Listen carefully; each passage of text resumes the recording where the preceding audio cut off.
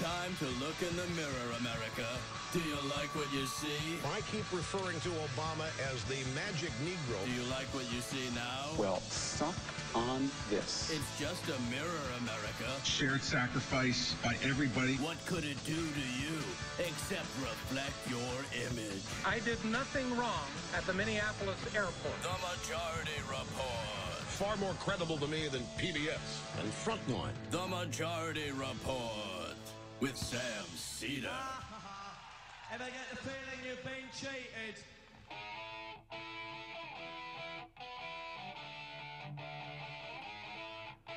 It is Thursday, November 9th, 2017. My name is Sam Seder. This is the 5-time award-winning Majority Report.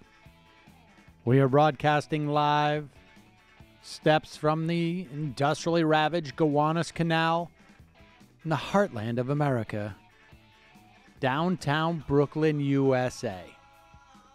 On the program today, the great David Dayen, author of Chain of Title, on why air travel is such a living hell. Hint, it has to do with deregulation. Also on the program today, in the wake of the Virginia results, Republicans' tax plans may be a little bit jumbled. Meanwhile, Trump and China heading to Vietnam to meet Putin and celebrate the 4-year anniversary of the making of the P-tape. Meanwhile, the assault on the administrative state rolls on. State Department and Education Departments shockingly understaffed. And speaking of shocking, the 3 richest Americans in this country own more than the bottom 50% of Americans in this country. AT&T and the DOJ may be headed to court for all the right reasons. And is there a SALT loophole for pass-throughs? The House very well may have a tax bill that has a massive hole in it, and they don't realize it. And 4 state AGs to oppose the Sinclair Tribune media merger. And surprise, surprise, seems like some of those classic diehard Trump voters, they don't care about anything except for those damn blackies in the NFL. All this and more on today's program. I don't know why I actually dip in and read those stupid, like every couple of weeks. Like I traveled back to the same place I traveled back to 3 months ago, the same place I traveled back to 3 months before that, and then the 3 months before that when I was talking to some real Trump voters. I'm going to be vague. I'm going to be vague about who they voted for in the past because I got a thesis going here, and I don't want to ruin it by saying they've always basically voted for Republicans anyways. And if there is one person in there who actually voted for Obama the first time, I'm going to make sure you see that. And ostensibly, I'm going to make this about trying to understand folks because it's important that we reach out and have a discourse. And then by the end of the piece, you're going to realize, yeah, they just hate black people. One of these times, though, there's going to be such a good insight that we all start getting along again. That's true. That or they need to share the good barbecue places that they're expensing. Here is, yeah, exactly. The well, I don't get the sense that there's a lot of good places left in some of these towns. They sound pretty desperate. And yes, I get it that if you are living in a hopeless area, that sometimes, that will increase your likelihood of taking issue with black people who happen to be football players. I think that's a well-founded dynamic. But, yeah, I don't know. I don't know why I keep reading it. I keep reading those things. But there's something, they're good clickbait. I don't even know why I brought that up. That was the last thing I read before I came on, and it bothered me a little bit. I will maybe I'll talk a little bit more about that piece later, but maybe perhaps more importantly, and maybe in some ways just as sort of the flip side of that coin. I got an email from a listener, Tim, who has been living in Virginia for 9 years.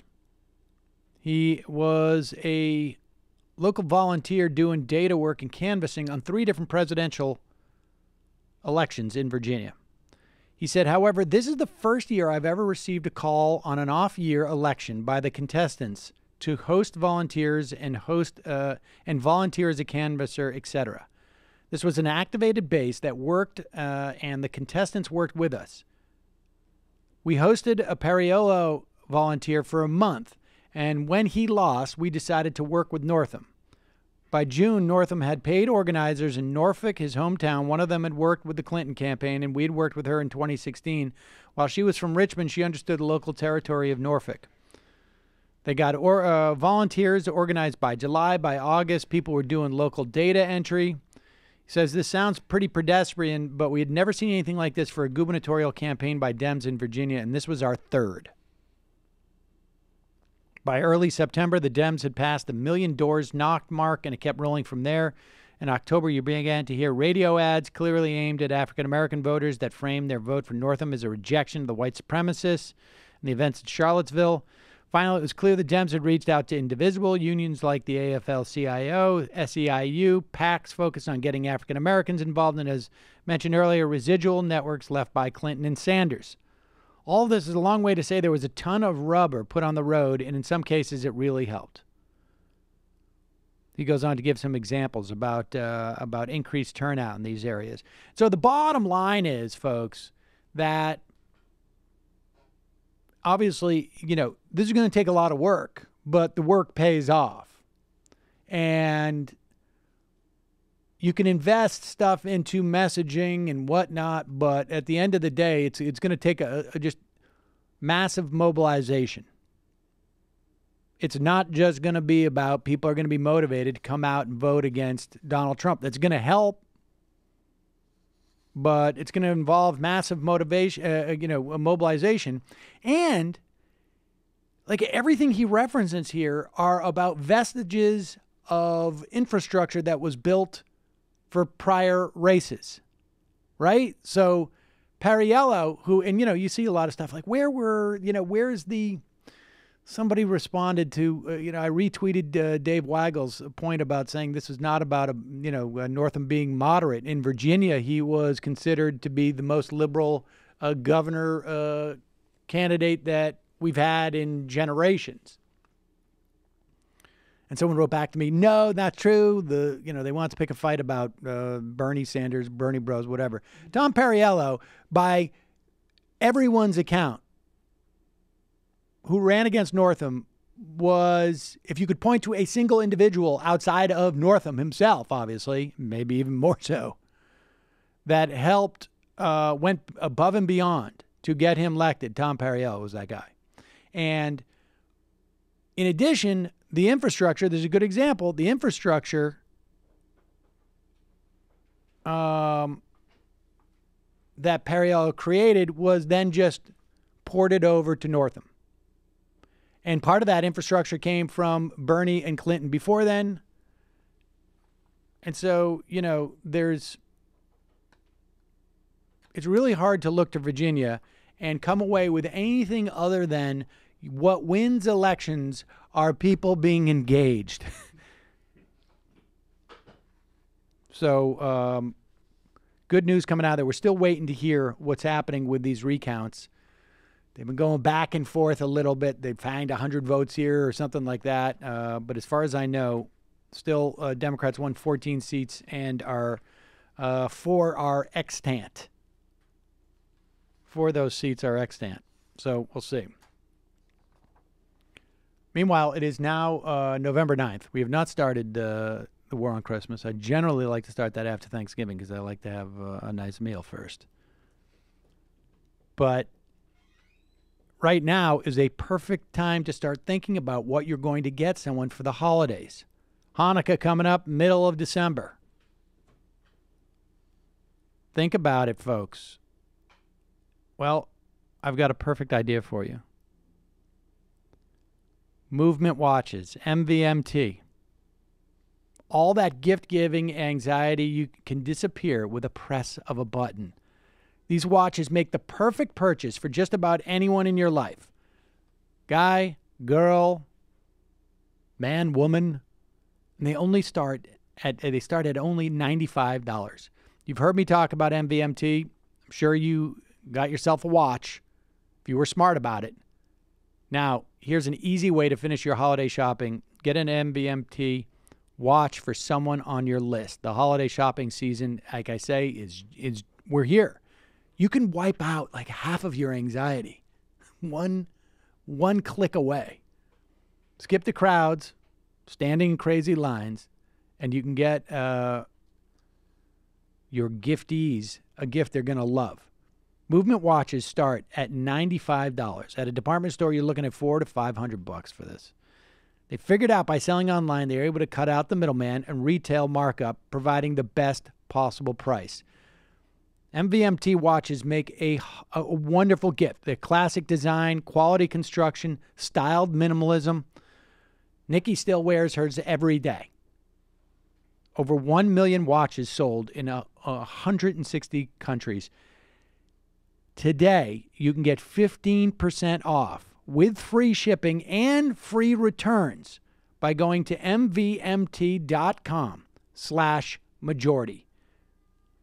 This watch has a really clean design. It makes a great fashion statement. Now is the time to step up your gift giving and watch game. Go to mvmt.com/majority.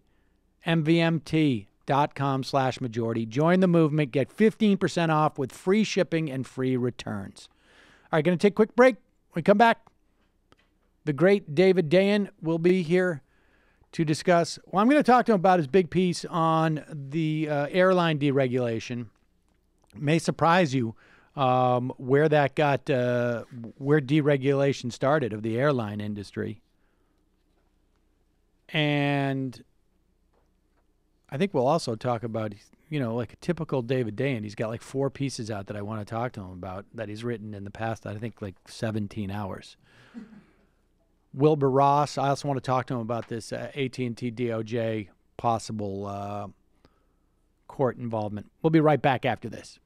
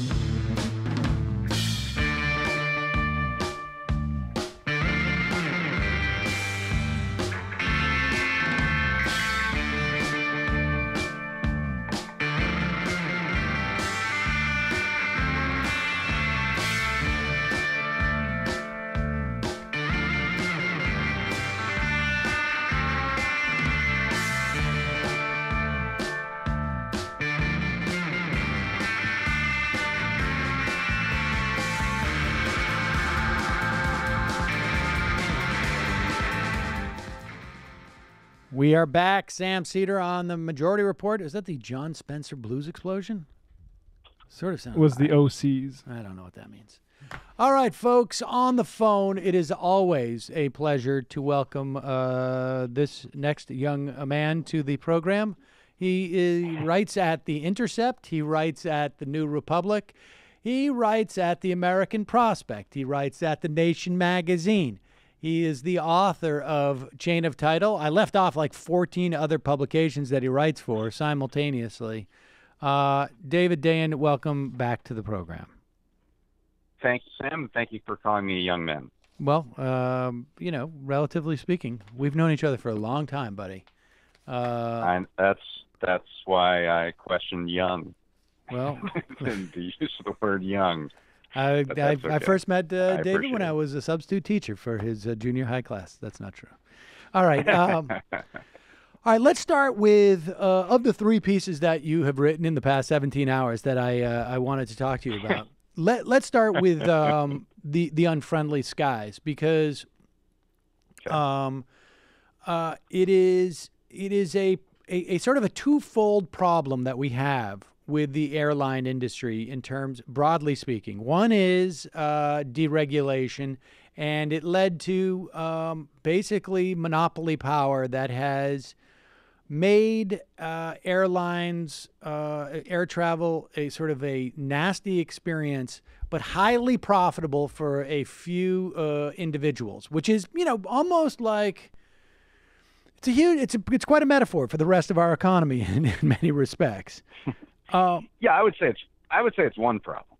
So, and you have to sort of go back to how the airline industry came up, and the airline industry paralleled the growth and development of the railroad industry. The railroad industry was at first completely deregulated, and it led inexorably to monopolization.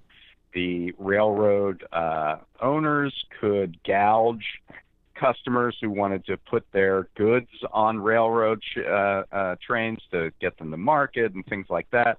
And so it was decided that what we need is public utility regulation to ensure that railroads aren't discriminating against passengers, to ensure that there isn't this obscene amount of concentration, and to make sure that this public good is being used to the benefit of citizens rather than to the benefit of a few wealthy owners of railroads. And when you're talking about when you're talking about travel, the implications of a transportation system on society are, like, seems to me, fundamentally different than I don't know, retail, for instance. I mean, right? I mean, it's like it's vital. It's completely vital. You have to have access to air travel to be a world-class city in America today. Excuse me. There's no other option, really. If you don't have access to air travel, you're not going to be able to attract businesses that do work in the global economy. And so, just like the idea that you needed universal service on the railroads, in the 1930s under FDR, it was decided we need to ensure universal service, a public utility regulation for the airlines. And it was called the Civil Aeronautics Board, and it was put together in 1938. And the idea was that basically the regulation would guarantee a profit for airlines, but it would say that you had to serve the entire country. In other words, the service from Des Moines to Fargo, North Dakota would have to be part of the mix if you wanted a route from New York to Los Angeles, which was more lucrative. So everybody would get service. The entire country would benefit from serving the entire nation. The airlines would be fine because they would be protected if fuel costs, fixed costs rise. They would be able to raise fares, but if they didn't, they would have to keep those fares low, and the public would benefit as well. And we basically took this away in the 1970s, and it was liberals who took it away. Let me, before we get to how it went away, I want to just ask you a couple of questions about it. So, sure. The CAB, or the Civil Aeronautics Board, it guaranteed airlines a 12% profit, you write, on a flight that was only 55% full. So it was, which is, it's significant, right? I mean, because they're half full, you still got to pay for the full, all the operating costs are exactly the same, half full as 100% full. And so they guaranteed them that 12% profit. I presume it was some type of subsidy, right? At the end of the year, or no, that was essentially the fares that they could charge. Okay, so they were allowed. It was heavily regulated. The fare prices were very regulated, and they had to be confirmed by the Civil Aeronautics Board. And the target for those fares was to allow and enable a 12% profit on a 55% full flight. Okay. So that was the idea. And so basically there were caps on what the ticket prices could be, but you were guaranteed, if you're guaranteed that 12% profit, right? That they're allowed that was the target. That was the target. And let's just say that from 1938 to 1978, the 40 years of operation for the Civil Aeronautics Board, there was a tremendous amount of growth in commercial aviation. This does not cripple the industry. You know, regulation is supposed to destroy industries. This was the time of incredible growth within the aviation industry. Now, there were a lot of reasons for that, but it's certainly not the case that regulation destroyed what could have been, this burgeoning industry. And in fact, airline fares under regulation, under the Civil Aeronautics Board, dropped at a faster rate than in the first decade after deregulation, if you adjust for fuel costs. So what I'm trying to make the point there is that the entire impetus for deregulation of the airlines was, this is going to bring costs down. We're not going to, really be strict about these fares. You're going to have all this competition, and the airfares are going to drive down. But in fact, what happened is that airfares were going down before deregulation. So that's a very key point, because that's the entire rationale for deregulation. It didn't happen. All right. So let's go into how why deregulation happened. I mean, you've explained part of the theory, right? I mean, it's like we're going to. I mean, I guess you could look back onto those years and say, like, well, there was an absence of an innovation, right? Like, you didn't have satellite TV at that time. I mean, I'm just trying to think of like I remember air flight and air travel, and it really hasn't changed much, except for it's gotten worse. It's just become more miserable. Like the airports are more crowded. The flights are the seats are more crowded. We'll talk more about that as we go on, but. So the idea was in 1970, you go through 73, there's an oil embargo. 79, you also have oil shocks. But around that time, the Airline Deregulation Act of 1978 passed unanimously, or almost unanimously, you're right. What was the genesis of this? Well, the genesis really did come from liberals. It came from people like Ralph Nader, who said that the Civil Aeronautics Board was captured by the industry, and it was protecting the industry from competition, which is kind of interesting considering where we are now. There was. But what was he thinking when he said that? I mean, what was he thinking that it was protecting it from? I mean. So that you had these guaranteed profits, right? You had these guaranteed profits in the industry, and the idea was that if you liberated the airline industry from this yoke of regulation, you would have suddenly hundreds of new entrants with new planes that would drop prices severely, and that would force everybody to compete, and through that competition, that would benefit consumers in a significant way. That was the idea of Alfred Kahn, who's really the architect of deregulation. He was a professor at Cornell. Jimmy Carter made him the head of the Civil Aeronautics Board, even though he was out to kill it. And he was really the intellectual ballast for deregulation. And legislatively, the main driver was Ted Kennedy. And Ted Kennedy's staff aide at that time was a guy named Stephen Breyer, who now sits on the Supreme Court. And he really pushed Kennedy to do this, what was seen as a very pro-consumer move to deregulate the airlines to create these price reductions. He was convinced that this would make him sort of a hero to the consumer. There was all this inflation going on in the 1970s. There was malaise. But here we're going to make airfares great again. We're going to make airfares much lower, and and this was going to be a great benefit. I'm trying to shake off this group of liberals. Well, I'm trying to shake off the sort of like my understanding of the airline business in hindsight, and just contemplate, like, didn't it occur to them that, like, all the airlines are just going to go with the most profitable routes, or they're going to find efficiencies that are going. I mean, all this seems somewhat predictable, but I guess maybe at that time there was just no. There was what? People thought that we would have. I mean, if you we'd really be floating read orbs into, by now, or something, or what? Right. If you really read into what economists were saying in very neutral-sounding language, they were saying that these pricing restrictions that were put in by the Civil Aeronautics Board led to, quote-unquote, excessive service for passengers. And airlines were denied, quote-unquote, adequate profits. So it wasn't hidden.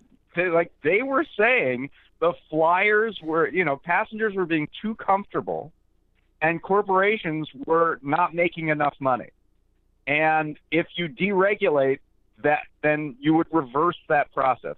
And that's exactly what happened. So there was this sort of self-deception going on among liberals who pushed for this, that this would just be a purely pro-consumer move, when it was very well known from if you read any of the sort of white papers on this subject, it was very well known that the idea was that consumers, passengers were getting too much and corporations were getting too little, and this would rectify that. And guess what? It did. It did. What happened was immediately a lot of airlines did go into the space. There was a lot of new entrants, but they almost all went bankrupt within about a decade after these price wars played themselves out. And that led very inevitably, in my view, to this extreme concentration. Today, the top 4 airlines, Delta, American, United, and Southwest, control 80% of all U.S. routes. If you're talking about a hub like Newark Airport or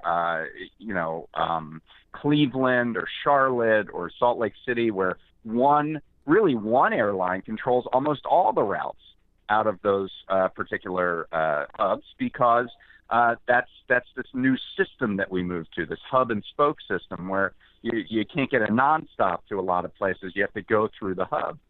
So and predictably, because you had this monopoly power and concentration, the airline experience got much, much worse.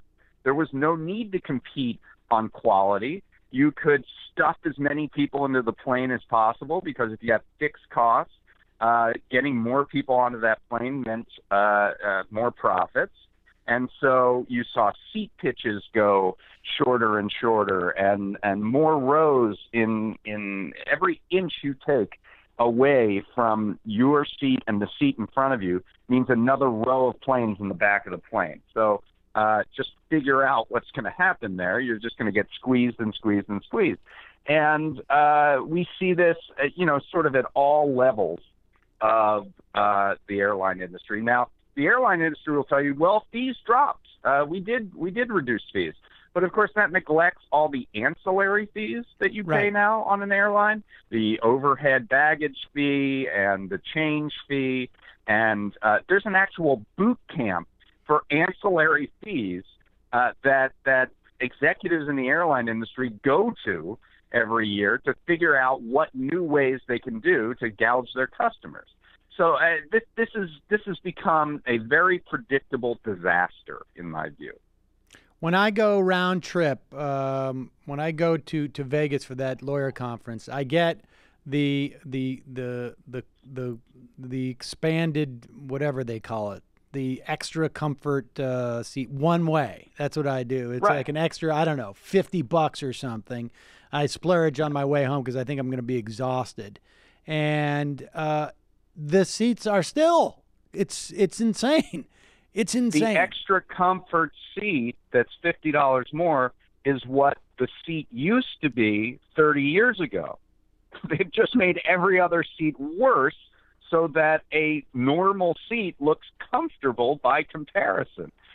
This is sort of the incredible ingeniousness of the airline industry to sort of nudge people into paying more and more and more so that their base prices look quite low, but their ancillary fees go up and up. It's a multi-billion-dollar business now of these extra fees that they add on. I'm still can't wrap my head around what was the sort of theoretical basis from folks like Ralph Nader that this was going to be helpful in some way. Like, because on some way, right, there is, and I've talked to a lot of folks from the antitrust world as of late, and there is a strain of that in there that also worries about consolidated power with the government, right? That could theoretically, right. And I wonder if that wasn't like sort of a part of that, because it's hard for me to understand.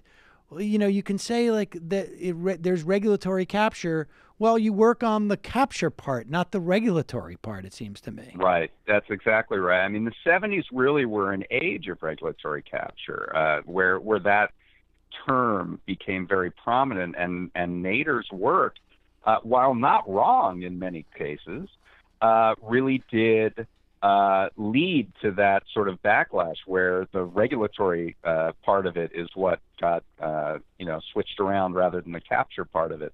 There was this belief, and it comes out of the Watergate and some of the things that we saw around, uses of government power, that government power became synonymous with this thing we had to be skeptical of and wary of. So, it was kind of a bad byproduct of the Watergate age in some ways. But what's so interesting about the Airline Deregulation Act of 78 is that in the statute it says, that the government should still guard against unreasonable industry concentration and excessive market domination. The government still had the power through the Justice Department to block airline mergers if they thought that it would create excessive concentration. And, they sort of hemmed and hawed around that. And then really in the last decade, you've seen 4 major mergers. It was American and U.S. Airways. It was United and Continental. It was Southwest and AirTran, which was another low-cost carrier that was really creating a lot of competition. And you had Delta and Northwest. So you've taken that immediately just sort of cuts in half the major carriers. Right. And that all happened in after September 11th, which was a big shock to the system of the airline industry. So, government had the ability to prevent this. This wasn't a foregone conclusion necessarily out of deregulation. It was the combination of deregulation and a very lax attitude towards antitrust that has put us in the situation we are in today. And I would add that migration to that system of hubs also, right, was, I think, unpredicted. And I mean, I just recall the last 15, 20 years to be about airlines essentially going into bankruptcy as a way of basically saying, hey, thanks for working for us for 30 years. Remember that pension you thought you had?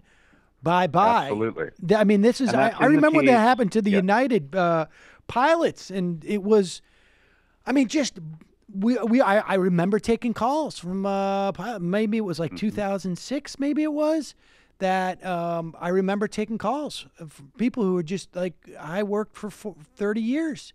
And it's absolutely true, and thank you for bringing that up, because the effect on workers of this concentration is definitely apparent. They use the bankruptcy process to shed pensions, to shed what they call legacy costs, across the board wage cuts of between 30 and 40%. For a lot of personnel in the industry, it's not really even a middle class income. The regional airlines that service the majors now you can have a pilot there that makes $20,000 a year. Do you really want your pilot to be a low-wage worker in that respect? It's really been crushing to the workers who service this industry, who are significant, and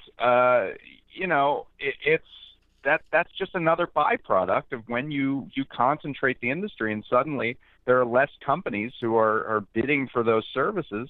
They're going to do what they can to get out of paying for those services. And the other thing that it brings up is that this is an industry that's dominated by the desires and beliefs of shareholders on Wall Street. Of course. And yes, and this has, there was a fairly celebrated case just a few months ago when American Airlines, the CEO, said that he was going to come out and raise salaries for his flight attendants and pilots because they were below the industry average.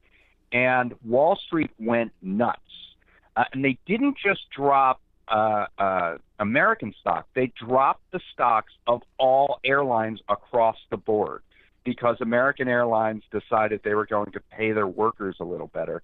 And the quotes are quite amazing. I mean, the quotes from Wall Street analysts saying, that labor's getting everything, the shareholders are getting the shaft again. I have the Kevin Chrissy quote right in front of me. Yeah, go ahead. He says, Kevin Chrissy, an analyst from Citi, said, "This is frustrating. Labor is being paid first again. Shareholders get the leftovers." It's just unbelievable.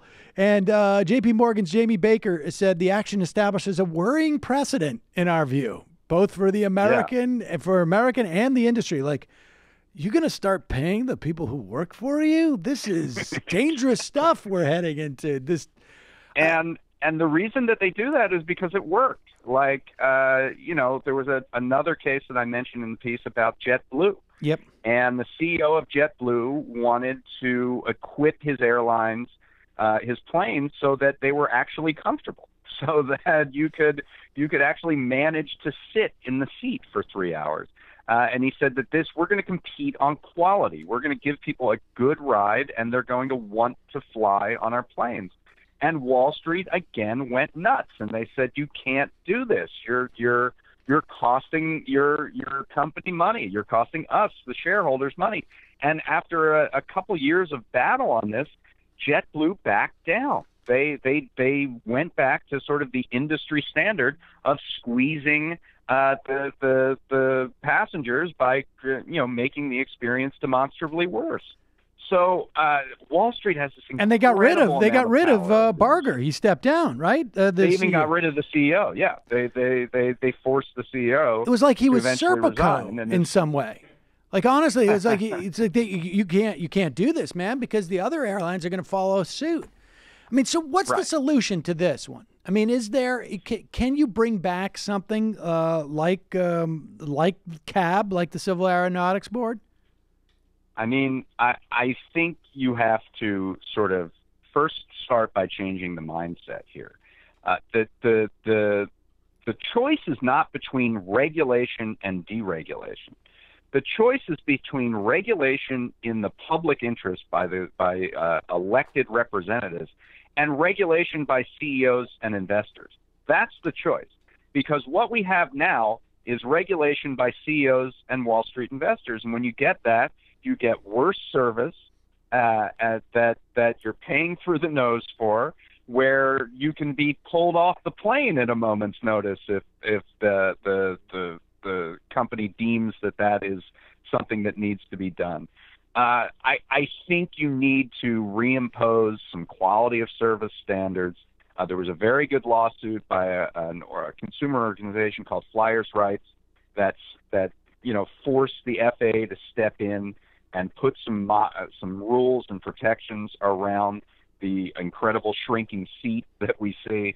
It forced them to do it. The FAA didn't want to do it, and they Flyers Rights won this lawsuit to force some reasonable regulation around But basically, that. because of safety issues, is my understanding, right? They said, like, look, if you keep putting more people in these planes, it's not safe based upon the own you're going to get blood clots out of people. Yeah, absolutely. So, I mean, we need to do that. We need more airports. We haven't built a major airport in this country since 1995.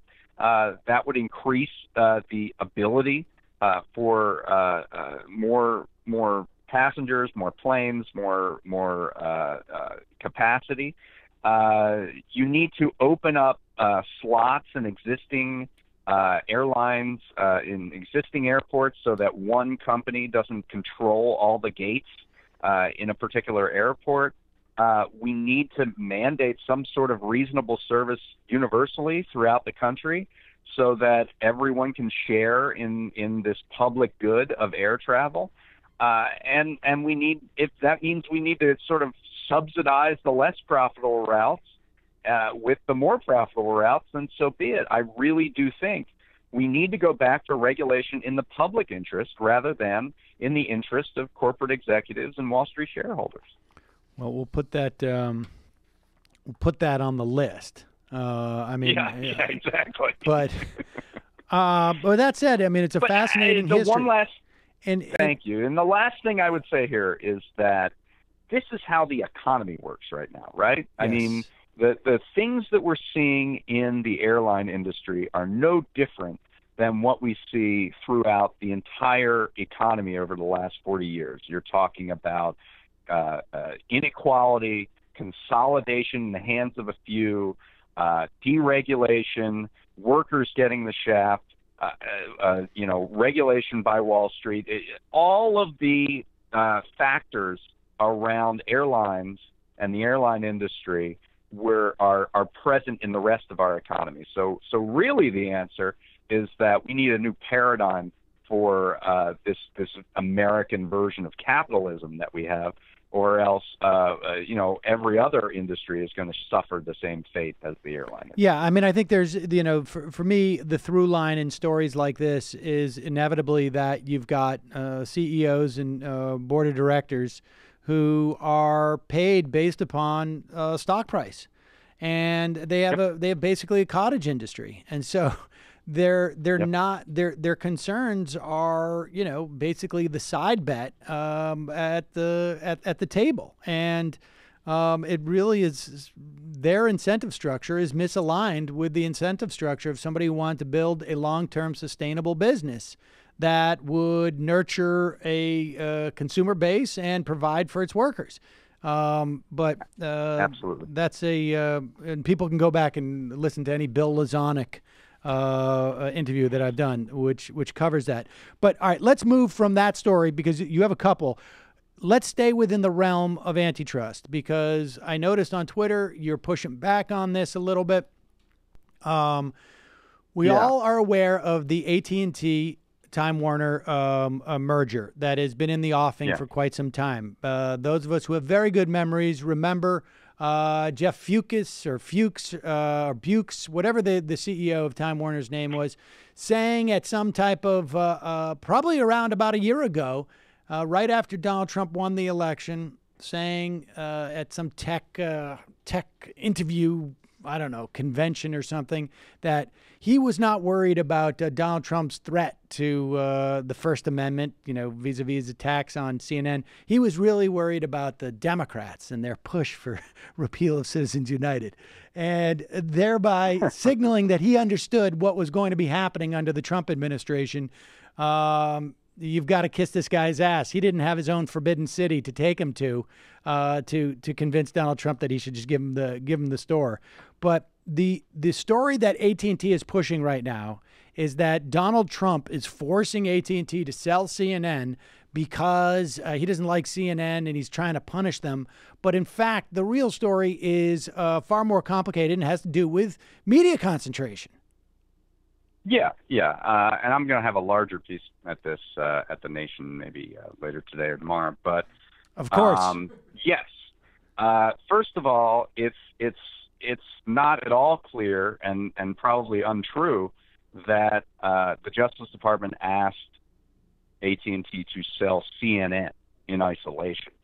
That's not what other outlets have reported. In fact, they've reported that they gave AT&T a choice. You can sell Turner Broadcasting, which is bundles CNN with TNT and TBS and I think about 20 different channels. Yep. You can sell that to divest, or you can sell DirecTV, which AT&T owns, which is a distributor of satellite television programming. So these are two different things. So under one option, AT&T gets to keep CNN. So I don't understand the. So you can either own the content or the distribution network. You cannot own both because then you've created a closed system. That's correct, and that's what they're saying. And this came up in the Comcast NBC deal. Yes. Right. The idea was if Comcast owned NBC, then it could favor NBC programming on its own network, or increase the price of licensing NBC programming for somebody else's distribution network. And that's the fear here, too. Now, how did they solve the Comcast problem?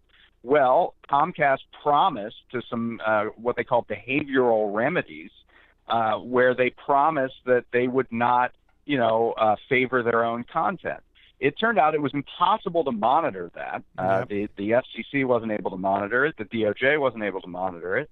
And what we know from the new guy at the Department of Justice's Antitrust Division, Makam Delrahim, who was confirmed a couple months ago, he said, well, these behavioral remedies, they don't work. We have no ability to figure them out. So then the only other step, unless the Justice Department is going to cancel the deal and say you can't do it, which, I would say they should, but short of that, the only remedy is divestiture, saying, okay, if we can't track whether you're or not you are favoring your own content and hurting your rivals, then we're going to say you can't own both. And there's really ample precedent for this. In fact, there was a forced divestiture of this type when Time Warner bought Turner Broadcasting in 1996. So there's plenty of precedent for this. And I think that the media, because there's this assumption that Donald Trump is doing everything, because of his own ego, which most of the time is correct, that automatically this is another example of him punishing his enemies by trying this divestiture of CNN. I really think that goes way ahead of the evidence here. And indeed, it would be a good idea to force this divestiture, regardless of where Trump's going to go with it.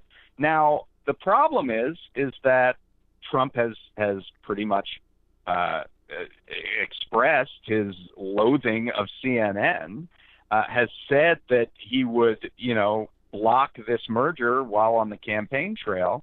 And so there's an appearance of impropriety such that if AT&T, who is leaking this idea to the press, if they decide to fight this in court, clearly their legal strategy will be, we are being punished because of a vendetta by Donald Trump. Right. And a federal court may accept that as correct. And so this is actually sort of a tragedy, I think, this story, because here we have the Justice Department finally going further in terms of trying to prevent media consolidation, but because they have a loudmouth in the White House, they may be blocked from actually doing this thing that would be salutary. It also occurs to me, what happens when Donald Trump realizes that we have a functional Justice Department? Will he not be like, wait, what? Right. That's not what we're supposed to be doing. I mean, when Steve Bannon hears about this, isn't he going to be like, wow, who didn't fire those guys yet? Also, it's not clear to me that selling CNN along with Turner Broadcasting to a willing purchaser would hurt CNN. Why would that hurt CNN? I mean, when Sinclair Media goes and buys it, what's the problem? I mean, that's the, Well, that would be a larger problem. Right, but, exactly. But it wouldn't affect the bottom line of CNN. Like, CNN would thrive. I just don't see the rationale here that this is somehow indicative of vindictiveness on the part of Donald Trump. I mean, it may be a function of that as well, but it's still good policy, it seems to me. I mean, exactly. This concentration is crazy. All right, well, let's just talk about one other coincidence that we have. It turns out Wilbur Ross, he was caught up in the Paradise Papers dump. I don't know if I would call it a dump necessarily. Revelations, maybe. Right. And Ross, people have made issue of the fact that he has extensive business ties with Putin's family. And then there's other stories that he's been lying about his money because he wants to be on the Forbes 500 list or something like that, which is also sort of just insane. But it also seems that while he's been Commerce Secretary, he's been slightly taking advantage of the fact that he's Commerce Secretary and basically wheeling and dealing with just about every part of the Commerce Secretary's portfolio. Would cover, right? I mean, have I got that right? Well, so in his at the beginning in his ethics agreement, Wilbur Ross says, "I am divesting myself of all these interests, but I'm not going to divest myself of this one area." There's actually two areas, but one is around mortgage lending, which really isn't Commerce Department's purview. But the other one, he said, is I'm going to keep these investments in transoceanic shipping companies. Now, the Commerce Department is, and particularly in this administration, is concerned with issues of global trade, which involves putting items on a ship and taking them across an ocean. Some would say transoceanic shipping. The Commerce Department logo has a ship on it. Is it one of Wilbur Ross's? Did he switch it out? I don't think it's his yet. I don't think they've actually gotten the logo guy to make that change. But we're waiting for the flag to come back, for the Commerce Secretary flag that will signify he's in the building. Right.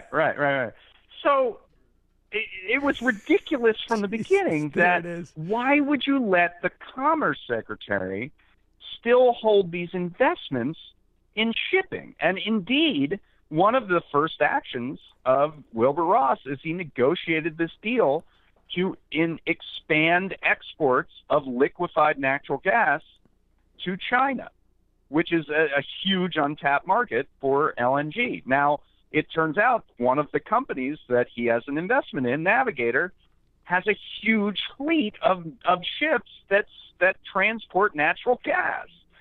So, I mean, the idea that he was allowed to do this to begin with is just ridiculous. It's a walking conflict of interest.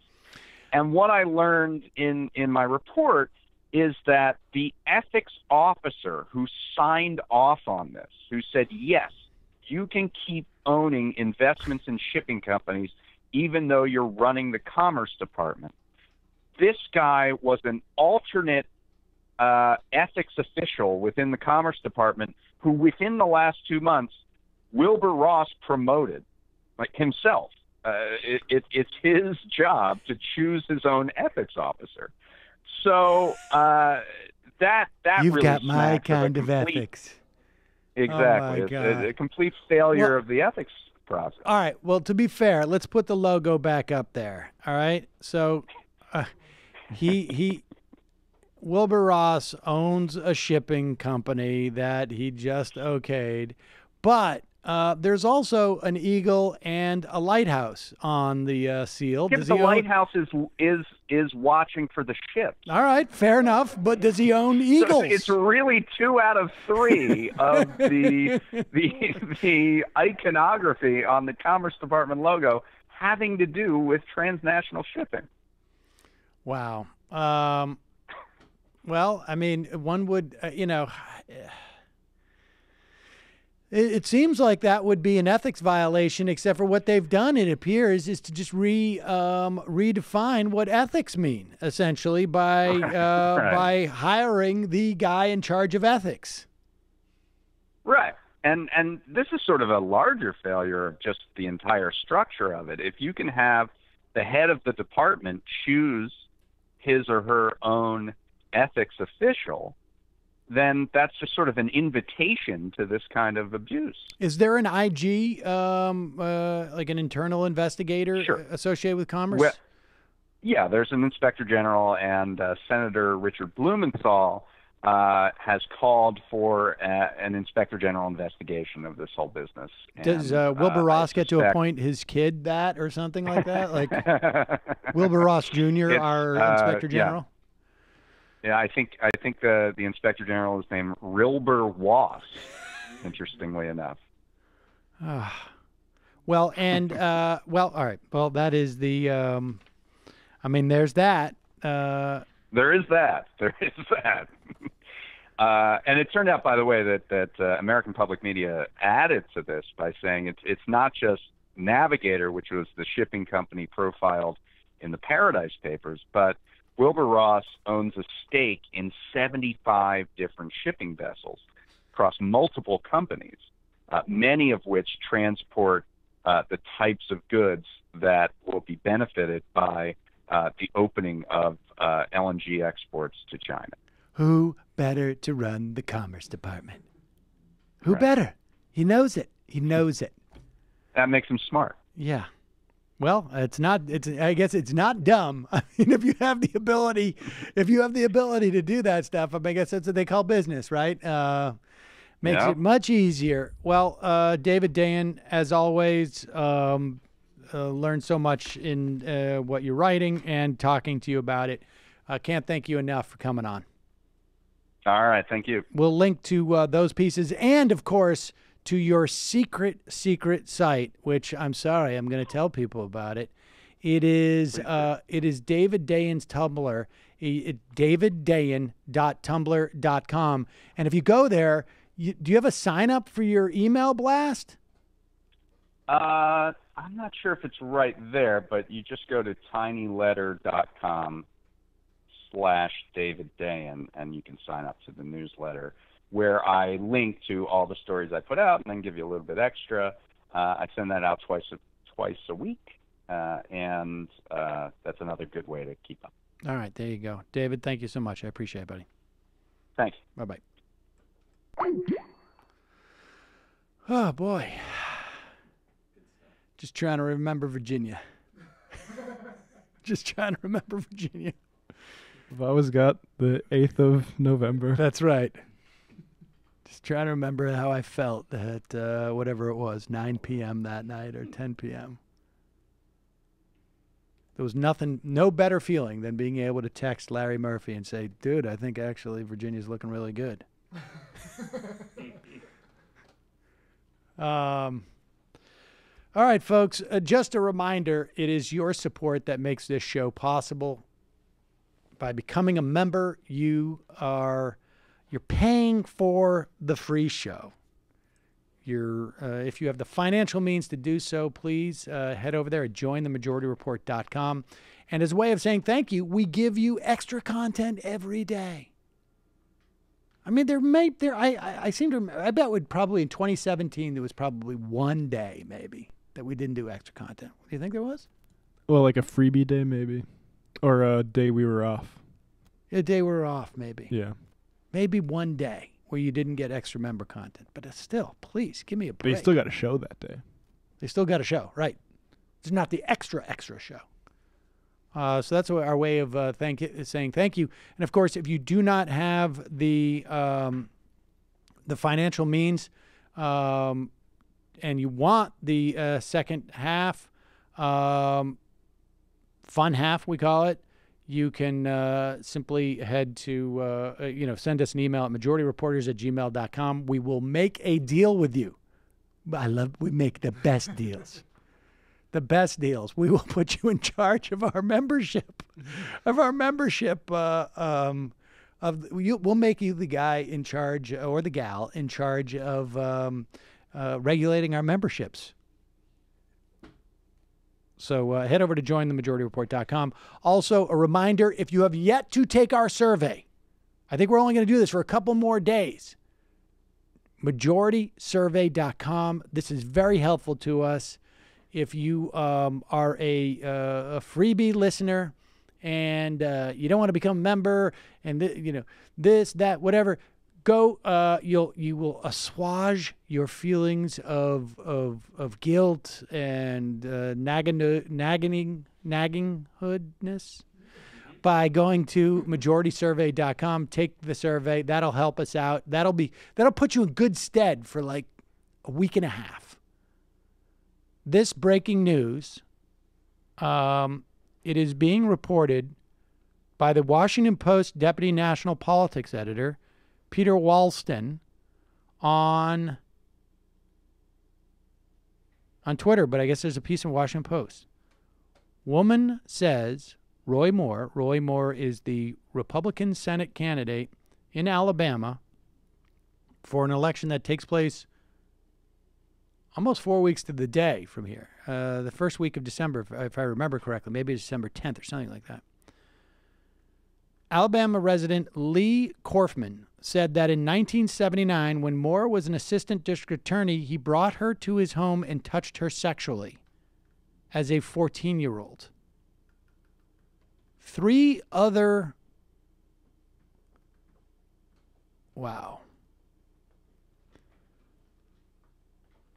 She was 14 years old. This is a big story here. You put this picture up. Do you have the link to the story?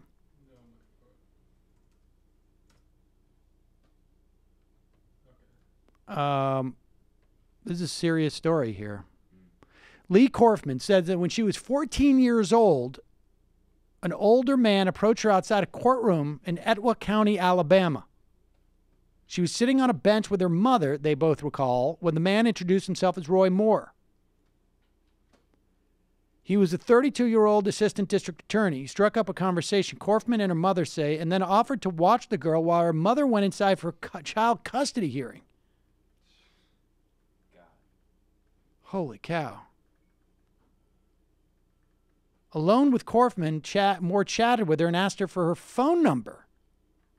Days later, he picked her up around the corner from her house, drove her 30 minutes to his home in the woods, told her how pretty she was, and kissed her. On a second visit, she says he took off her shirt and pants. She was 14 years old at the time. Oh, my God. I wanted it over with. I want it out, she remembers thinking. Please get this over with. 2 of Korfman's childhood friends say she told them at the time that she was seeing an older man. One says Korfman identified the man as Moore. Wells, this is the mother, says her daughter told her about the encounter more than a decade later, as Moore was becoming a more prominent local judge. Aside from Korfman, 3 other women interviewed by the Washington Post in recent weeks say Moore pursued them when they were in between the ages of 16 and 18, and he was in his early 30s. None of the women say that Moore forced them into any sort of relationship or sexual conduct. Jeez. Wow. Yeah. That is, this story is obviously breaking, but man. It's always those guys. Stories like that about, in the Hasidic community, about like stories from Iran and Saudi Arabia. It's always like those fanatics. I mean, not always, but it just doesn't surprise me at all. That's very disgusting. I mean, we shall see what happens. I mean, this is a pretty well-reported story. The Washington Post are gonna, they knew how, I imagine, what a bomb this was going to be. That story dropped about 10 minutes ago. Now, I'm not saying that what he did was right, but it's another distraction from Don Brazil's revelations. What the DNC. That's way to go. Yeah, keep covering for the criminality. This is going to be, I mean, the real question is going to be, you know, if a guy is doing that to a 14-year-old girl. What else is he doing? Well, right? There's going to be more stories of this. And how did he rule on cases like that? That was the only time. But also, what was yeah, that's just insane. As a 32-year-old man who's targeting, I mean, that is predator behavior right there. Telling the mother, go inside for your hearing, I'll stay with your daughter. Getting her phone number at that time. That's full-on predator behavior. And if this story is true, and I'll tell you something, one of the things that, and Moore would know this as a former prosecutor, that you look for is contemporaneous telling of the story to people at that time. When you're talking about things that have happened 20, 30 years ago, you look for people who can verify that that story was told contemporaneous with the thing that's going on at that time. And so it's going to be interesting because a story like this comes out. It's quite possible in the next couple of days we're going to hear of more women who come forward at this point. And where was Luther Strange's oppo? It's kind of amazing. I mean, that if is the establishment was behind Strange. How did they not dig this up in the primary? And then would it have helped or hurt in a Republican primary? It doesn't seem like. Well, look, I'm not convinced. I'm not convinced. I'm not convinced that this is really going to seriously implicate. Oh, I don't think so. The election it's fake news, at this man. point. No, Exactly. It's hey, he likes them a little young, but at least he hates the Muslims. I think they're. But on the other hand, he has repented. That election. Oh, that would work too. That election is more competitive apparently than I thought it would be. So let me just put out, in the spirit of Tuesday, could you imagine if Roy Moore loses and gets indicted for the a thing of beauty? I told everybody Luther Strange. That's why I liked Big Luther. I said that, Big and Luther, nobody listened to Big me. Luther doesn't like. No. What you do is you go up to a 14-year-old and you say, "Soon you'll be hot enough." You don't go at them directly. Steve Roy, Bannon, sicko. Steve Bannon, Sicko. though, gave a comment and said, "This is what candidates need to do. They need to embrace Donald Trump's ethos more thoroughly." He's a predator, just like Josh. We say no Mexicans. If Ed Camp Gillespie had adopted the Trump ethos, if Ed Gillespie went to a 15-year-old and said, "Oh my God, they didn't invent the term barely legal for nothing," he would have won. All right, With folks. the Trump ethos. We're going to head into the fun half. Don't forget, justcoffee.coop, fair trade coffee, tea, or chocolate. Use the coupon code majority, get 10% off. Also, you can buy stuff at our affiliate links at majorityreportkickback.com. Don't forget to check out TMBS Tuesday night's show, ContraPoints and Ben Dixon. You can find it online, iTunes, other places. All right, we'll be right back. 646-257-3920. Oh, just one reminder. Tomorrow, early show. Starting at 10:55 tomorrow, a.m. East Coast time. So basically around 11 East Coast time tomorrow, early show. See you in the fun half.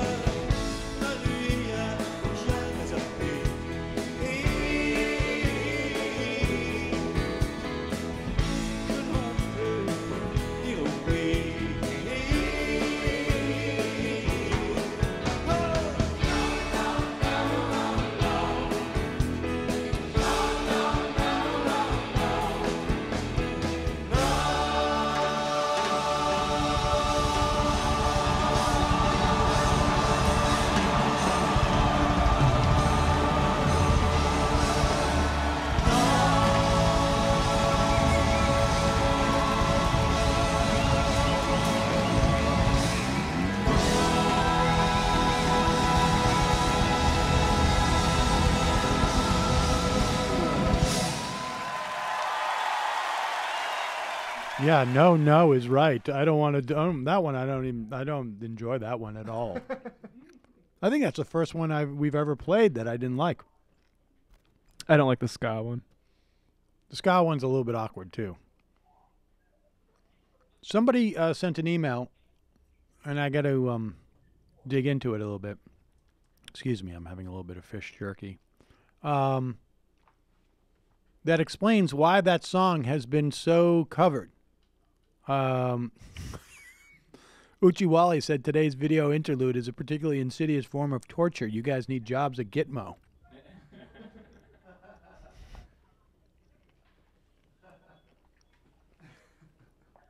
Apparently that song was, upon its release, shortly thereafter translated into like 4 different languages.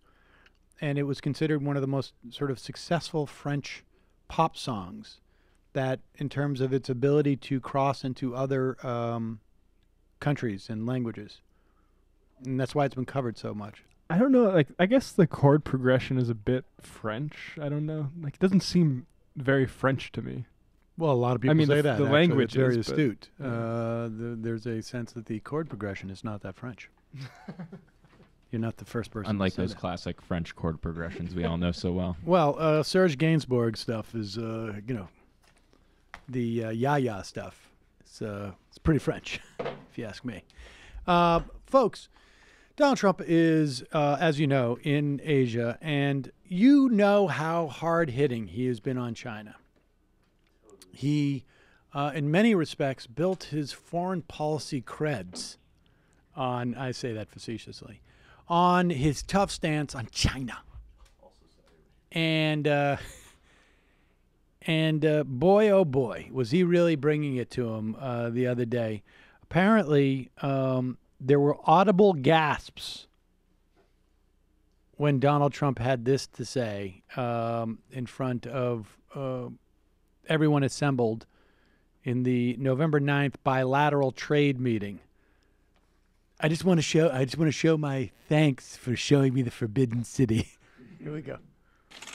Discussing trade with the United States, knowing that the United States really has to change its policies because they've gotten so far behind on trade with China and, frankly, with many other countries.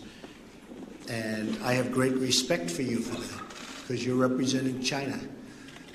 But it's too bad that past administrations allowed it to get so far out of kilter.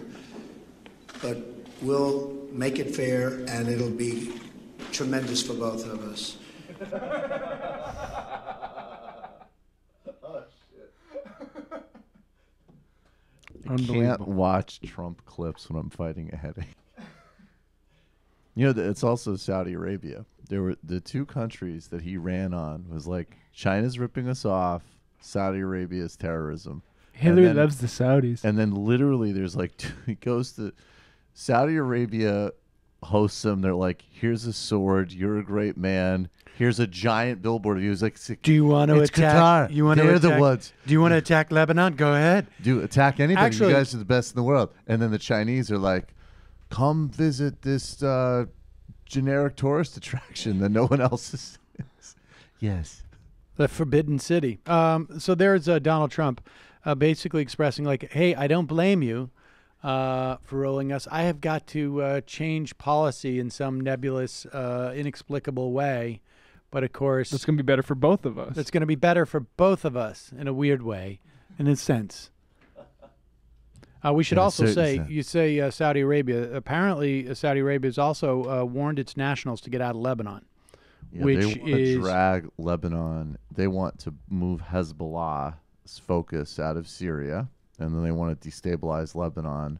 I bet they also want Israel to get back involved. That's how you destabilize Lebanon, right? Yes. I mean, they've already got somehow they've already destabilized it because that whole thing was actually working. They somehow convinced the prime minister, essentially Lebanon, to step down while he was in Saudi Arabia. They convinced him. He gave a announcement that he was doing it on Saudi television before his coalition partners knew it was going to happen somehow. And also, that guy's dad was blown up in a car bomb in 2005. All right. So maybe he has a certain sense of how these things. Well, can that's work. generally when you're stepping down from the leadership of a country, you usually do it on another country's soil and on their TV station. I can't wait for Trump to step down on Al Jazeera. No, that's Qatari. I would be on Al Arabia, you little prick. Al Arabia's a great station. Calling from a 509 area code. Who's this? 509 area code. Sam's Carter Page again. Wow, Carter Page. You really, you're still around. So I'm calling kind of with a good news, bad news situation. First of all, the good news, did a lot of shows, as you know. Yeah. And pretty much everyone had me pegged as a bumbling idiot. Hayes was cold calling lawyers for me during the commercial break, which was pretty hysterical. But you guys were the only ones who saw through my act and correctly identified this as a so-called Kaiser Sose situation. So I wanted to introduce myself. My real name is Boris Yannikov. I'm a Russian national, born and raised in Western Russia and dedicated to the reunification of the former Soviet Union. And, Sam, I'm the ticking time bomb. I'm the voice in Donald Trump's head, okay? I'm not sure. Carter Page haunts Donald Trump in his dreams. When I hear rumors that Trump might implement those Russian sanctions, I start doing the rounds. Look at me, crazy Carter Page. What's he going to say next? I was first assigned to groom Louis Gohmert in the late 1980s. But my true expertise is in asset control and, believe it or not, assassinations. I'm a highly trained killer, proficient in 35 forms of martial arts, including but not limited to Tinku, Istinka, Ningu, stick fighting, Krav Maga, Windo, Taekwondo, Defendo, Nintendo, Super Nintendo, Kaju Kembo, Keet Kundo, Karate, Boxing, Kickboxing, Wing Chun, Wang Chun, Kendo, Kempo, Taibo, Yoga, Pilates, P90X, Colombian Grima, La Mano Negra, and, of course, gouging and biting. My point is, if you come at the page, you best not miss, bitch. All right, well, let me just ask you, Carter Page, let me ask you one question. Let me ask you two questions. First off, aren't you concerned that you have now revealed your true identity, A? And B, is Pilates really considered a martial art? That is, my understanding, is just sort of a form of exercise, a stretchy based exercise. Let me get to your first point. So the good news is that you got me, but the bad news is you're now on the top of my kill list. And me personally? Luckily for me, yes, you and the entire crew. Okay. Luckily for you, nobody listens to this show, and so I don't really have to worry about being outed per se. I understand. But unfortunately, you just made your way to the top of the list. I'm going to have to wait on Paul Manafort for a couple of weeks, so it's kind of too bad. But, who have you taken out? I mean, you say you're an assassin. Can you give us some idea of who you've assassinated? Yeah, so I'm not gonna get into that. I don't really want to get into it, but I wouldn't say I've killed. I've killed a lot of people. I shouldn't have said that, I guess, right now. Just now. Can you ignore what I just said? But if I did kill people, I would respect their confidentiality, and I wouldn't want it to. It's not important. The point is everything's fine, and we'll see you later. Bye. I would respect their confidentiality. Yeah, that is you don't want. Maybe the family hasn't been notified yet. Carter Page is amazing. He's certainly. I'm glad to have him as a listener. It's. Calling from a 541 area code. Who's this? Hey, Sam. This is Connor from Oregon. Hello, Connor. What's on your mind? Hey, I'm just calling because the echo. Do you just have to ignore the echo? I don't know. I don't hear an echo. I get an echo on my phone for some reason. Are you still listening to the show on the app? Is that possible? Oh, that's probably what I'm doing. Hold on one sec.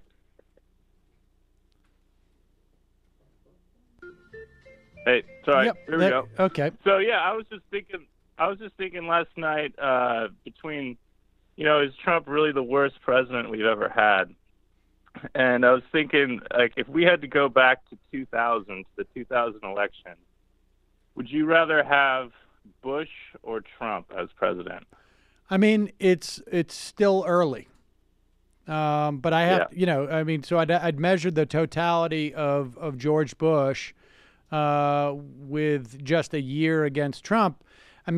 Trump, I don't think he's as bad as let me put it this way. I don't think he's done the damage that George Bush did over the course of 8 years in just a year. Mm-hmm. I think, but you got to give a little time. He's only been president really for 10 or 11 months, and I'm not convinced he doesn't have the potential to do more damage. I think he's. But it's up to you. It's up to you. You got to make the call right now. Well, I would say Bush. 2000. At this point, I would say Bush. Yeah. Because Donald Trump has not led us into a war that has killed hundreds of thousands of people.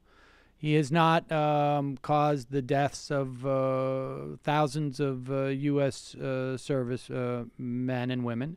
He did not basically say to someone who came up to him, "Hey, there's evidence that this guy wants to blow up to commit a terrorist attack in the United States," and he didn't say, cover your ass. He didn't bring about a whole host of deficiencies that he's only had one Supreme Court justice. So I think just in terms of a fair measure, I think he's just a horrible human being, and he's toxic to our society in a way that is really in your face. But I think as president, on balance at this point, right? It's like I say, it's an apples to oranges comparison. But if you're asking me what's going to give you more juice, the orange is going to give me more juice. So. All right. I don't like the thanks. question. It's too close to a thought experiment and too close to math. I'm not into it.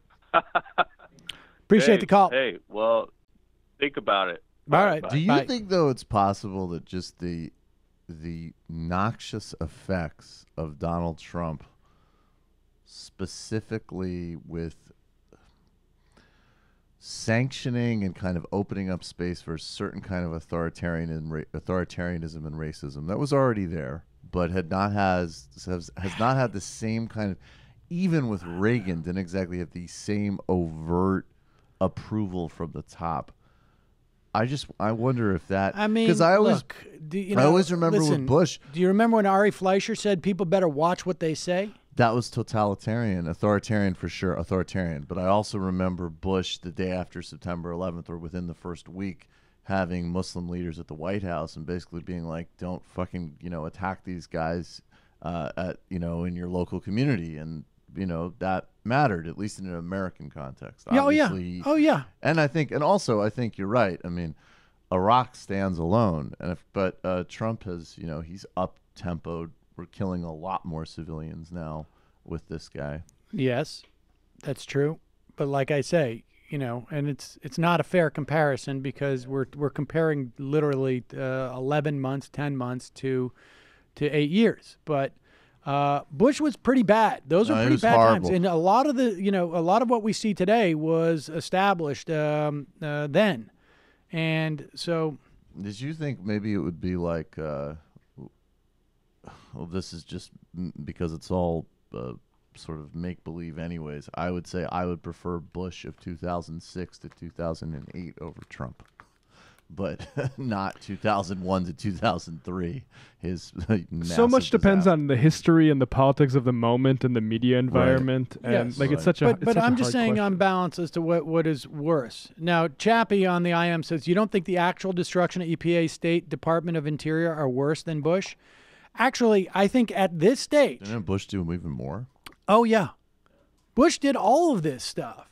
And I will say this, that I think if Trump is gone within 4 years, in other words, if a Democrat wins in 2020, then this will be easier to unwind than it would have been even under Bush in the first 4 years, because what they're doing in under Trump is they're understaffing and they're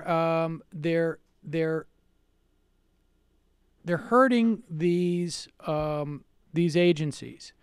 But my sense is, and this is purely anecdotal, is that they're not being systematic enough in their assault on these things, and that there is still a better morale amongst the people who are there in terms of their relationship with the agency.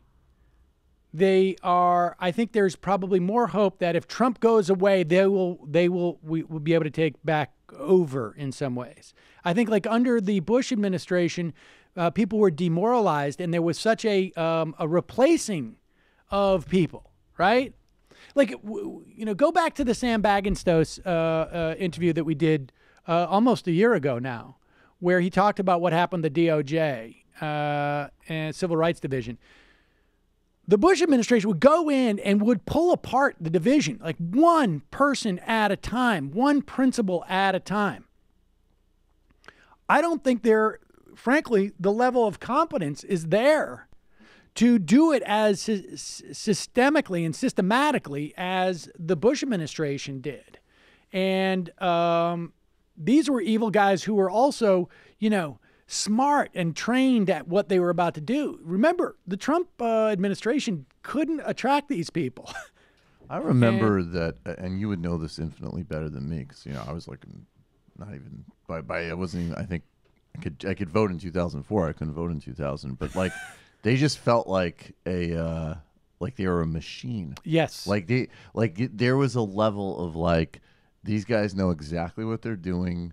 They're destroying the administrative state. They're destroying. They're handing over the country to the corporations. They were methodically using the administrative state. It was like Tammany Hall for corporations, and then overseas, they were waging a global torture regime. Yeah. If Iraq turned out well, they were definitely going to potentially hit Iran or Syria. Yep.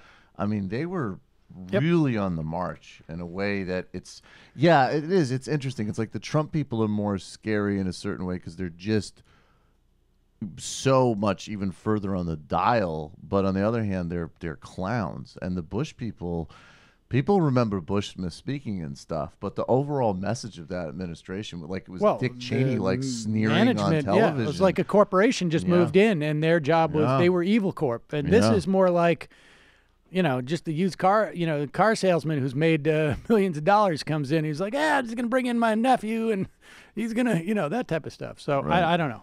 Right. Calling from an 818 area code. Who's this? Where are you calling from?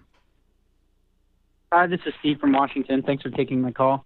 Hi, Steve. What's on your mind? Real quick, this isn't why I called, but real quick, Bush. I was 18 when Bush was elected, and he and his administration was what got me politically activated. And I think we forget, not we, but like the left or the liberals easily forget how bad that was. Absolutely. And I agree it's totally. kind of important to keep talking about that. But the reason I called was the interview this morning was really great. I was glad you did that. I had a friend who toiled in the airline industry as a pilot for 8 years. He was working in what's called like regional airlines, making anywhere between $17,000 and $20,000 a year. And anyone who wants to become a pilot ends up with tens of thousands of dollars of student debt. Like going to school to do that is not cheap at all. And he couldn't start a family, and they couldn't buy a home. And only recently he finally got some sort of advancement. But every company he seemed to work for, they would go after the unions when they were doing negotiations. They wouldn't give an inch on any sort of pilot demands when it came to labor negotiations. So it's a really, really difficult industry, and there's a lot of people who may go into it with a passion to do it, where just working in that and not making the money that, is a respectable, amount to live by, that just kind of breaks them and they have to leave it. So it was good to hear that and have that discussed. And I didn't know the background of it and why it's the way it is until that interview today. So thanks for doing that. And I just wanted to share that. Oh, I appreciate it. Thanks for the call. Thank you. This is, I watched this multiple times. I can't even figure out this guy. Do we know much about this? He's a multimillionaire. I think he's Democrat. the co-owner of Diamond Resorts International. That's right. He's CEO of Diamond Resorts. He is the former chairman and CEO, I guess, of Diamond Resorts. Multimillionaire Stephen Klubeck. Frequent appearer on Undercover Boss. Oh, is that right? Yes. He has a net worth of $100 million. This guy's out of his mind, I think. Just listen. He's on with Stephanie Rule on MSNBC. And I can't quite tell. Well, just let's listen to his perspective. Now, understand that following Virginia, right, the sense everybody's trying to spin, and we talked about this yesterday, how the folks on the Third Way are trying to spin the Virginia, and how people are trying to say, and we mentioned this, that Weigel's pointed out on Twitter that people can say Northam went in there as a moderate, but the fact of the matter is he was as liberal as any gubernatorial candidate in Virginia. So everybody's trying to spin it, and I think there's also some panic. I think there's some panic because there was a sense that this is a very grassroots victory. And I think that scares people. Let's listen to this guy. Keeping carried interest for private equity firms, keeping carried interest for real estate firms, that's just President Trump hooking himself up. But are Democrats going after it in the right way? Because at the end of the day, there are a lot of people who think President Trump is morally reprehensible, but they think, I want my taxes cut, I'm going to vote with him. And when Democrats continue to say, down with the billionaires, we can't stand the rich, a lot of people want to be rich. So is it the right message that the Democrats are going with? It's so effing wrong. Whoa. I've talked to Schumer. I've talked to Wyden. I've talked to Pelosi. And said what? And I said, if you use the term billionaires again, I'm done. Why? Because it's aspirational. I didn't start with anything. Just penalize everyone that's done well. We all want to do well. And we should be the party of doing well. We should be a party of business and leadership. And it is very, very disturbing when I hear the millionaire or billionaire word. And I've told them to stop it. knock it off. Because everyone wants to do really well. And this is the world of aspirations. Then are you worried that the Democratic Party is going too far to the left? So much so, it drives me nuts. So much so, it would make me quit the party. And I've made it very clear, I'll cut your money off. And others will do the same. We've had enough. Okay, we need a new brand. And what is that brand? Because right now there is an opportunity. If Democrats lose, for example, in the state of Virginia, if that isn't a wake-up call that the Democratic leadership needs to get together and say, we've got to find a middle ground. Because if the Democrats continue to go far to the left, you've got that whole group in the center that aren't going to go the way of Elizabeth Warren or Bernie Sanders. And then you're going to fracture the party even more. It's fractured. It's broken. We need a new brand. It needs to be simple. Keep it simple. Tax reform, keep it simple. Infrastructure, no bumps in the road. What more do we have to say? They need to have a new brand created. All right, first off, I just want to say bye.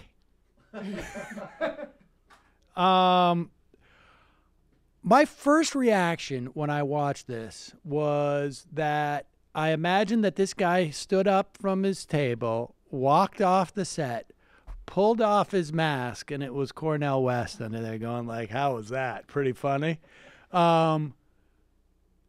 This guy is nuts, first off.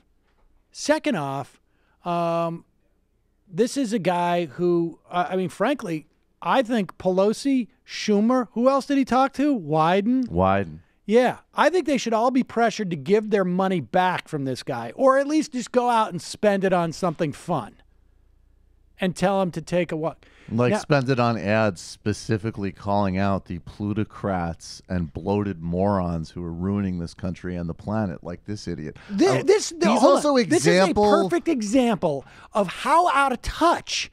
Like, first off, like, what does he think he's doing? That he's going on national television and saying this? Like, what possibly could be his agenda in doing this, aside from it being just absurd in and of its face? And here's the new slogan: keep it simple. Tax reform. What we're going to do? We're going to keep it simple. Infrastructure. No bumps in the road. God, my Lord. This is one of those guys who are that the politicians are just like, oh God. Exactly. They're like, oh yeah, totally. That whole plan you have. Hey, Stephen, that's great. Oh yeah, no, that's a good one. We're going to do that. Let me just put you on with Kevin, and he's going to write that down right now. Kevin, do you got that? No bumps in the road. That's great. Yeah, no bumps in the road. I'm gonna say that right now. In other words, you think that we should come together around common sense solutions. You should get a tax giveaway and no bumps in the road. Brilliant. Got it. This guy That's who funds, that's the type of person that funds Third Way. That is the type of thinking that has no innate intellectual currency or credibility and only exists because it's attached to money. And it's also like the gazillionth example of being rich does not equal intelligence. Of course. Like, when are we going to finally put that myth to rest? I really wonder what his definition of "I had nothing" was. But nevertheless, I've been looking on that. I've been trying to find. Even if he had absolutely nothing, he's got plenty now. Also, you can just hear the fear in his voice, because what it is he's afraid that his power is going away now that people are mobilized. Like I say, I think this is the thing, is that grassroots, it scares people like this because they have no mechanism in which to control it. This was not, to the extent, I'm sure there was decent fundraising in Virginia, but to the extent that this, those people running for the Virginia delegate house, we're not getting huge dollar figures. You had a guy from the DSA who took nothing from the Virginia State Party, Democratic Party, who beat the Virginia delegate whip. This causes concern because they lose control. And I don't even know if he has like nefarious plans that he's afraid of losing control of. It's just that I think this guy, I mean, think of the mentality that goes on in this guy's mind that he thinks this is going to be helpful to him. That there are people out there watching this program who are going to go, oh my gosh, he's right. Well, he's the classic example of a guy who, you know, again, it's also his bubble. Obviously, he has a million people around him all day, in addition to the politicians that have to pretend. He has staff that he can terrorize who have to pretend that he's an innovative thinker. So, you know, why would he think that TV would be any different? And also, by the way, look at Stephanie Ruhle doing a terrible job of interviewing him. Well, Stephanie Ruhle comes from CNBC, with all due respect. But this is a fun story to go along with Mr. Klubeck. In the United States, the 400 richest individuals now own more wealth than the bottom 64% of the population. 400 people own more than 64% of the population, which is somewhere around, I don't know, off the top of my head, 175 million people, 185 million people. 400. 3 people in this country own more than the bottom 50% of this country. So 3 people, 1, 2, 3, own more than, I'm going to need more hands, 150 million people in this country. Yeah, but they want to be on that list. Fat, well, it has nothing to do with this fat. Thick-necked. You can at least do that. It's a very weird For neck. that man with a bloated brain to get on television and complain that he is upset about hearing the word billionaires out of the mouths of anybody is so diluted and so indicative of the problem and so indicative of the power disparity that is created by such economic disparity. It doesn't even occur to him. I've talked to Pelosi. I've talked to Wyden. Really, you've had the ability to talk to any Democratic leader you want at any time, and you're demanding they do what you want because in your mind it makes sense. Just no bumps in the road. I had an opportunity to speak for the people, and I know how that normal people in the country are. They want to be in that top 3 list, and they can't. It's aspiration. If they read The Secret, and they come up with a weird resort thing to start. What I love but is I'm speaking on their behalf when I say stop demonizing us and pave the roads. Look how smart I am. I've just come up with a slogan: tax reform, keep it simple. What? That's the type of infrastructure, no bumps in the road. That's the type of branding business that you only get in the free market. How many dinner parties? This guy, how many people, all his underlings, all his family, anybody who comes in touch with him, he says to them, no bumps in the road, no bumps in the road. And they all go, that's a great slogan. Can I have more of your money? No bumps in the road, no STDs in the horse. Am I right? And this guy is so convinced that he's a genius because he came up with no bumps in the road, which he probably took from somebody else. But nevertheless, because of the constant reinforcement he gets, because people want to extract some cash out of this guy. So sad. Plutocracy is bad for your brain. It's like this is this is your brain on massive untaxed wealth.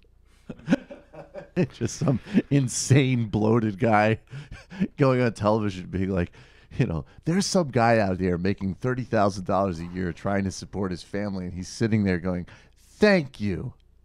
The Democrats could finally stop demonizing resort owners. I love Sarah Palin. Dayen sounds like a complete fascist. We need a government option in a lot of industries like the airline industry. Wall Street is totally interested in maximization over turnover. They make their spending decisions dependent on keeping their profit margin in line with the competitors. So, for instance, if hiring on a worker won't produce 130% of revenue, it's not worth hiring. I know we get caught up on tax rates a lot, but interest rates are more important. Treasury rates have been under 1% for the last 8 years.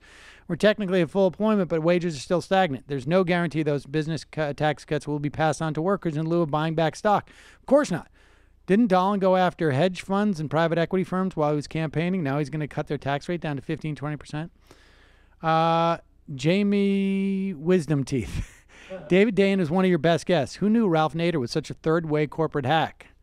This weekend, I'm unbolting all the seatbelts from my car. I mean, I think there was just a different time. A different time and a misunderstanding. Finally, you're playing Michael Polnareff. You have my deepest gratitude. That video is exquisite. Anyone who disagrees probably dislikes the cinema of Jean Renoir, Philistines. Source tells Hollywood reported a New York Times story on the comedian Louis C.K. is about to break, and the premiere was canceled in case it was damaging. Oy, his planned show on Late Show was also canceled with William Macy. That last thing, wow.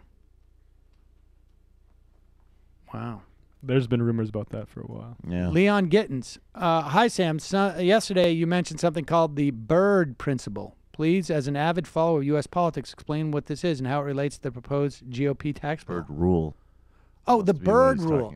Yeah, the Byrd Rule is a rule in the Senate that deals with reconciliation. Reconciliation is a process which you must, which basically says that anything dealing with the budget and anything dealing with the budget can be passed in the Senate with just a 50+1 majority and is not subject to any filibusters. In the House, a bill is privileged and it's not subject to any amendments. However, for the Senate to pass a bill under reconciliation, there are rules wrapped up in something called the Byrd Rules, which are established, I guess, under Robert Byrd, that deal with the bill has to only deal with stuff that will implicate the government spending. So, regulations that don't have anything to do with the government per se, government spending, you can't put onto that bill. It also has to be deficit neutral. And that is, I think, what I was referencing yesterday. It has to be deficit neutral. So sometimes, and what we saw under the Bush years was they did a 10-year horizon on a tax cut because they had backloaded numbers in such a way that the deficit wouldn't be added to, theoretically, under their plan until 10 years out. And so the taxes were only good for 10 years. But these guys want to do permanent tax reform, so they have to try and get it to be deficit neutral. Or the parliamentarian, and there's other aspects of this. The parliamentarian in the Senate can say, this doesn't qualify. It fails the Byrd Rule test, and therefore you cannot bring this bill up under a reconciliation resolution. It's a little bit arcane. Leon London. P.S. The minister that broke the rules by greeting the Israeli politicians without telling the government was sacked last night. Also did the survey last night, but as a black British guy, there was no tick box that represented me, so I had to go with African American. Next best option. What? No black London guy option on the survey. There's no Totally survey. unfair. There's no. I don't know what link you used, but we have no. Use the black guy link. It's the we auto have no. read. We have no question on our survey that would ask anything even remotely like that. Well, you know what black people are like. They always make it about race. Yeah. How do you listen to the podcast? As a black guy. As a black guy. Listen as a black guy. Pleasures. Listening while black. Please explain some musing. That song, I'm sure you've explained it before, but in the 5 or so years I sporadically listened to the show, I've missed it. What's the deal with that song? So many remakes. It's just a song that I had at the end of, as a scratch track, at the end of A Bad Situationist. And I liked the song, and then I found that there was millions of versions of it, and so that's, I don't know. Nick from Manitoba, great interview today. Could you clarify on the cab policy, assured profits, and what that entailed? So liberals like Nader saw that as problematic, which to me makes a sense, knee-jerk reaction. No. I don't think he saw that as the problem. I think he thought that it was too pro-industry. that it protected the industry too much by basically saying you could raise your prices and we will provide support up in such a way that you're guaranteed to make 12% profit. He made the classic, as I read it, it's like the classic libertarian mistake, which I guess a lot of people made in the 70s, which is that, there's regulatory capture, but instead of dealing with the entities that are distorting and warping the process, the capturers, the corporations. That's right. We just, go at the regulation. This which was the argument I had with Tim Carney for years was he wants to get rid of the cancer by killing the patient, literally. Right. Not making it a little sick by giving it radiation. He wants to just stick a knife in its heart and say, boom. I mean, I understand it's contextual, and I know that that stuff was so popular in the 70s that it was a big influence on Carter and and even Nader. But it just logically it does seem, I don't understand how you make that leap logically. Lastly, when you said Wall Street didn't like it and took action against those airline companies, tried to increase wages, what did they do? It probably involved analysts getting on the phone with them and saying, we're going to downgrade your stocks. And then the board of directors is like, hey, wait a second, that's a big part of our compensation. And it's a big part of your compensation. You can't do that, buddy. And then that's the way it happens. Contagious chameleon. So many things come back to the Justice Department. I still believe we need a national election every presidential year for attorney generals separate from the executive to give them the power to seat judges and then term limit and age limit in the Supreme Court. Shefla, Sam, the gunshot you heard was me shooting myself in the face when that god-awful La Poupée song came on. I'm normally suicidal when I hear generally, but today I lost my will to live. Goodbye, cruel world. We're just weeding out all the people who have a problem with that song. That's what we're doing, one at a time. This is pretty impressive. We've talked about the Trump administration assault on the administrative state, and here's the difference. Somebody asked, who was worse, the Bush administration or the Trump administration? In Bush's administration, and to be fair to Donald Trump, Pruitt is really like this. As head of the EPA. But the problem is they can't find sort of subsidiary people. Trump is appointing people who they are hostile to the projects of their agencies, but they are not terribly knowledgeable. Here is Kathleen Hartnett. She is the Trump's pick for the Council on Environmental Quality. I don't know what her job is now, but she is a former Texas environmental state regulator who once actually compared belief in global warming to paganism. Right. Now, here's the thing. I feel, and maybe I'm wrong about this, but my sense is that largely speaking, George Bush had the pick of whoever he wanted to fill these positions. And they would get people who were professionals at fighting against this stuff, not dumb hacks and dumb... More like Scott Pruitt for everything, yes, right? Hicks, who just got used to being like Roy Moore's, right? Roy Moore is a perfect example of the type of people that are populating the Donald Trump administration. I know Roy Moore is not, but just people who just are a completely, totally performative, right, with no credentials. Right.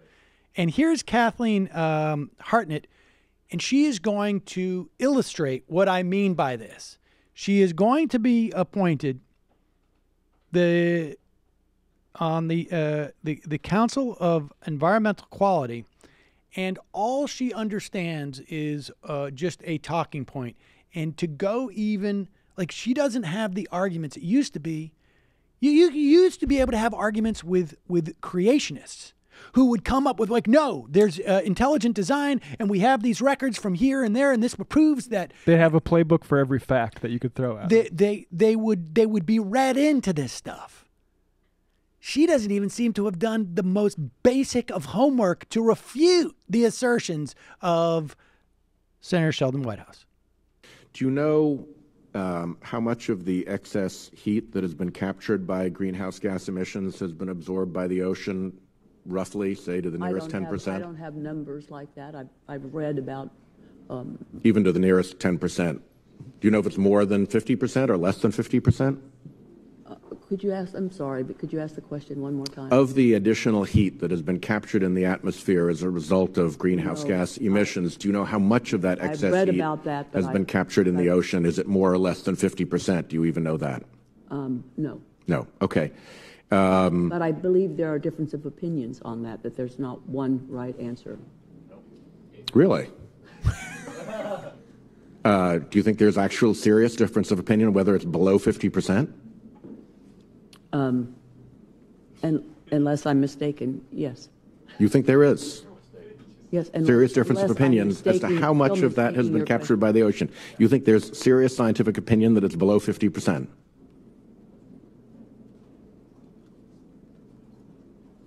Yes. Okay. Wow. Do you think that if the ocean warms, it expands? Does the law of thermal expansion apply to seawater? Again, I do not have any kind of expertise or even much layman's study of the ocean dynamics and the climate change issues. Just enough to know that you think that there's not science that establishes clearly how much of the heat has been taken up by the oceans. You knew that, right? You said you knew that. My time's expired. I'm sorry. I hear the gavel knocking. Wow. She looks petrified.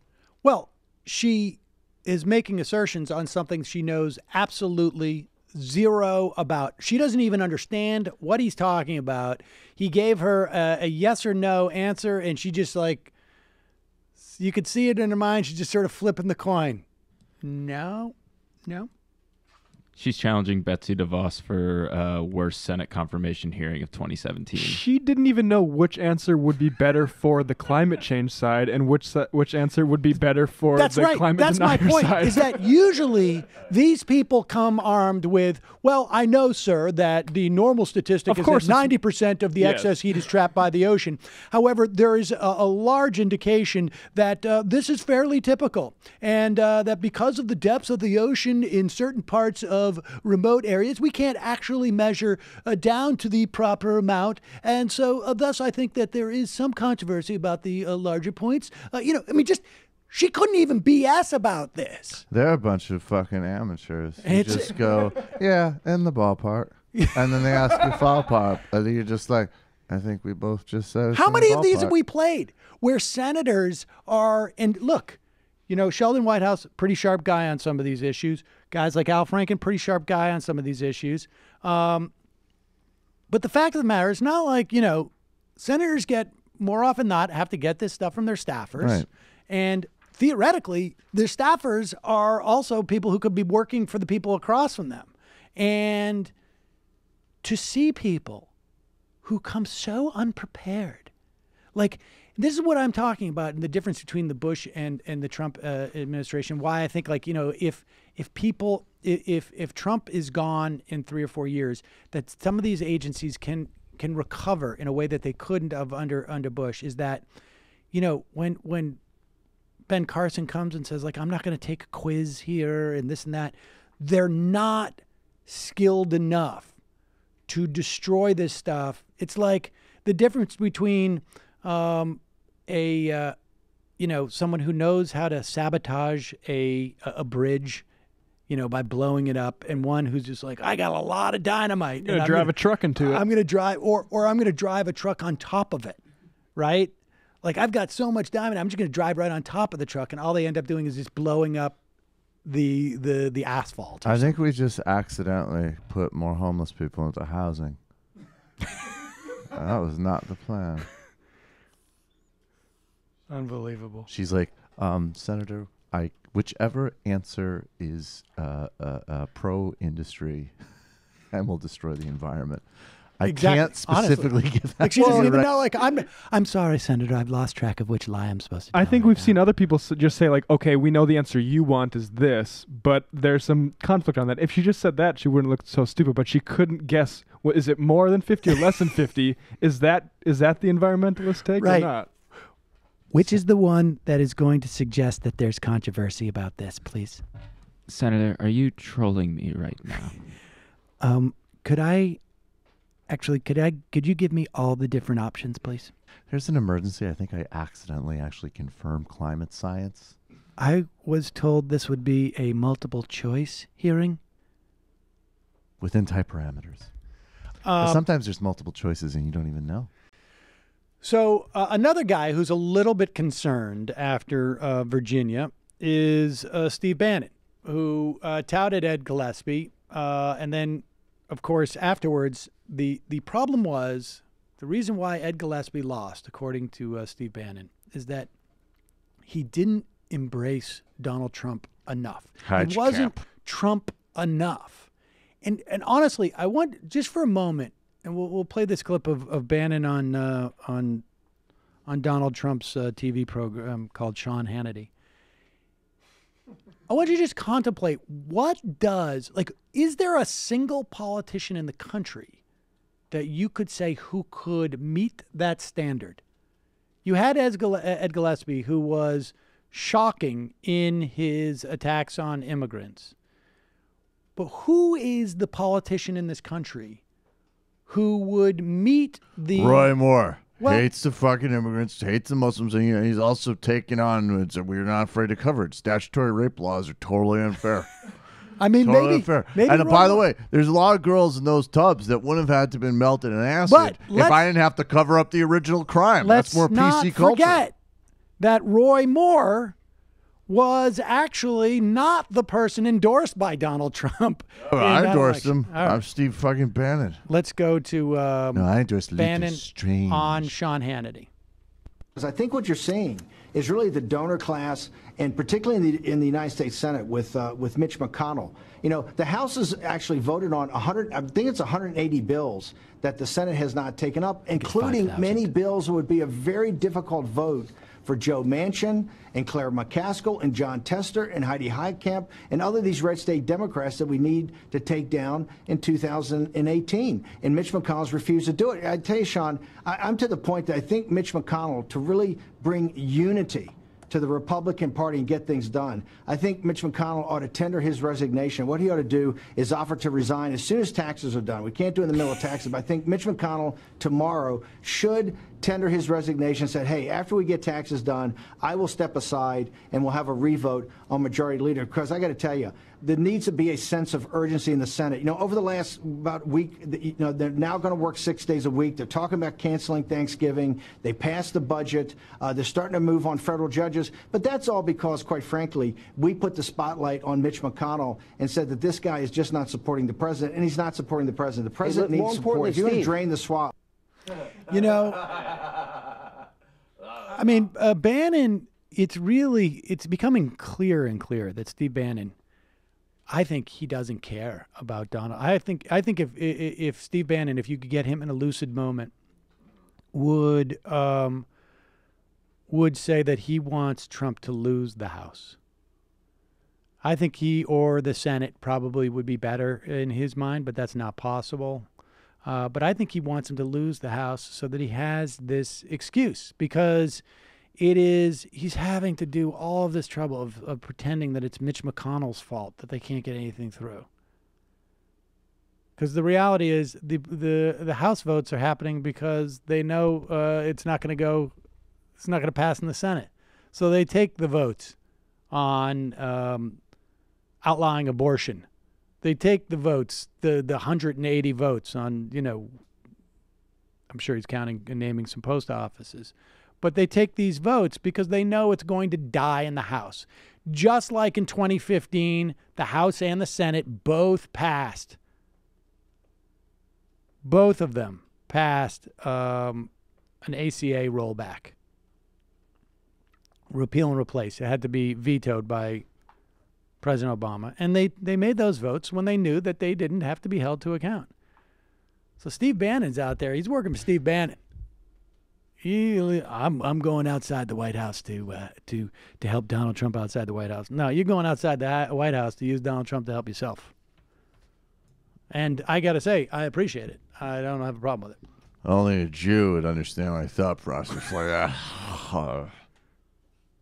But link back to the other bloated fool that we played earlier, Diamond Resorts guy.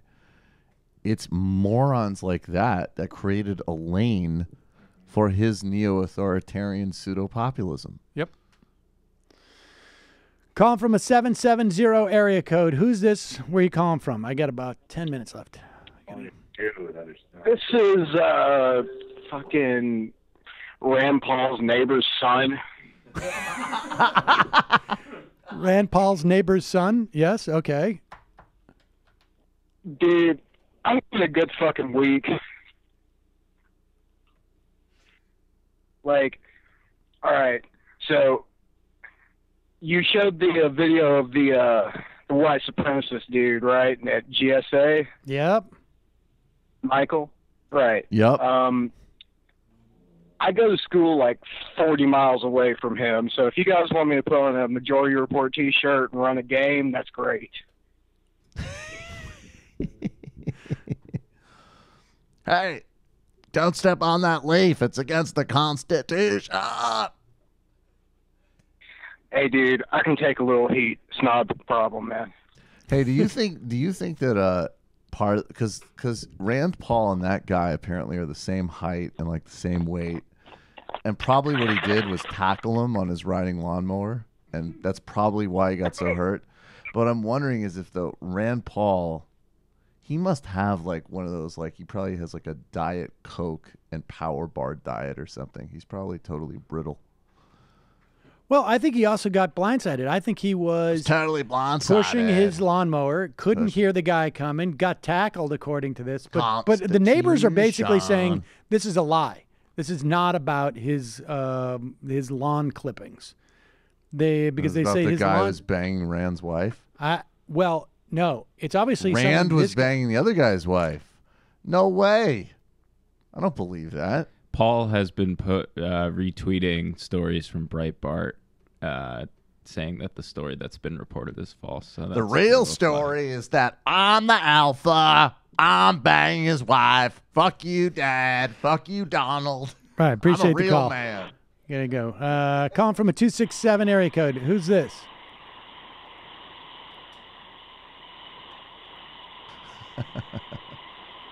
We're under DDoS attack. Hello, can you hear me? Yes. Who's this? Sorry, I had the headset in. I had to pull it out. Irregular caller. This is Theodore Cuxtable from an undisclosed location. Theodore Cuxtable. Thank you. Carter Page, he's on my tail, so I can't really say where I am right now. I understand. Believe me. I'm going to keep it simple. Good and not good. Good is your guys' show. Interview today was very good. Always is. Good. Also good. The Michael Brooks show. Actually, a little bit too good. I had to turn it off on Tuesday because it was just too in-depth analysis, and I needed something more dumb to watch. So I had to just turn on the TV and turn off the YouTube. But otherwise, with a fresh brain, that's a very good show. So I thought you were lining up a joke there about another some other YouTube commentator. All right, I thought we were going to keep it simple. I thought it was just going to be good or not good. But go ahead. Nice. Well, not nice. That's too good. And not good is shit. I gotta get. I gotta blow my cover because I gotta use the restroom, and I'm afraid Carter Page is going to get me. All right, guys.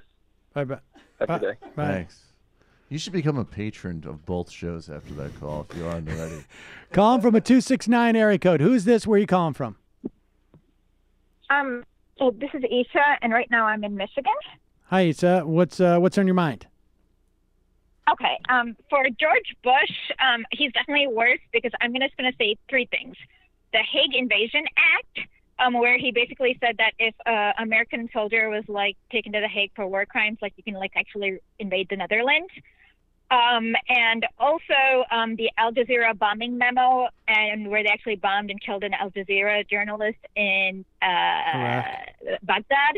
Yep. And also he basically deregulated the coal miners, like OSHA standards. That meant that the coal industry did not have to take care of coal miners. So Bush is worse. Yeah, the Clean Air Act as well. I mean, there was plenty of things. I appreciate the call. Do you remember that? What's that? That's a crazy transcript. Blair and Bush basically like intimating that they should bomb Al Jazeera. Maybe not, like it's ambiguous. Like, is he just kind of joking, but he's really serious? And Blair, who's of course like always went along with everything, but in that call, he's like, I don't think that would be a good idea. Like, he was just like, whoa, that's a little fucking crazy. Bridge too far. We got some big breaking news here about 10 minutes ago.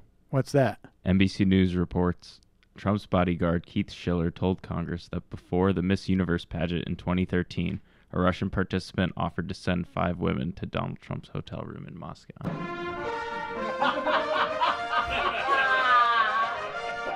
And of course, it is the 4-year anniversary of the P-tape. Wait. What does that mean? What is it? Is that the payoff? Is that the payoff or what? Yeah, like, so did he? He's just bragging. He's just like, Donald Trump had so many women. I had so many women. Make sure you tell him that, Keith. Who did he say that? Where did that come out at? NBC. You tell him that the P-tape isn't real, but I had a lot of women.